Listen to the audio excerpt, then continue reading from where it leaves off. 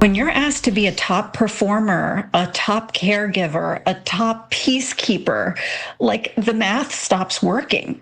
I learned the real reasons nearly 500,000 women left the workforce last year and how smart companies can change course. It's on her mind.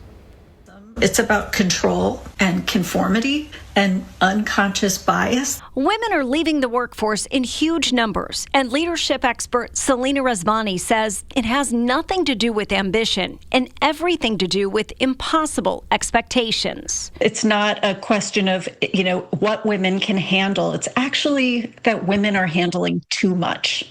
And so a huge piece is this rising cost of childcare. Rezvani says stricter return to office mandates are hitting working moms the hardest, removing the flexibility many depended on. In September 2024, 70.3% of women with bachelor's degrees participated in the workforce. By July 2025, that number dropped to 67.7%. By contrast, 44,000 men entered the workforce in the first 9 months of last year. Rezvani says it's because at home and at work, the load for women just keeps getting heavier. When you're asked to be a top performer, a top caregiver, a top peacekeeper, like the math stops working. She says it's not a family issue, it's a business issue. Companies are losing critical insight and institutional knowledge. Plus, it hurts the bottom line. It takes 1.5 to 2 times a woman's salary, in terms of costs to replace her. So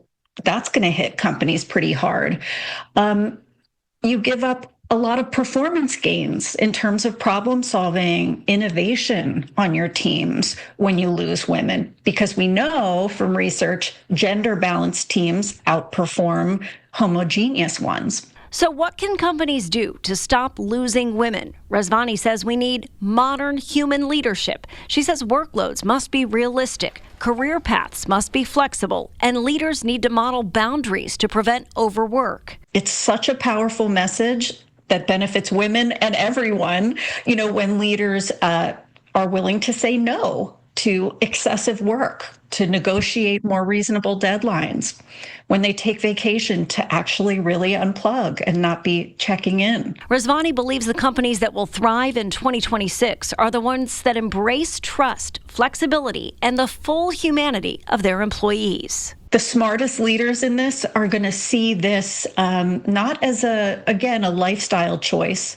but they're going to see it as feedback, like a wake-up call from women saying, let's create more modern, flexible workplaces.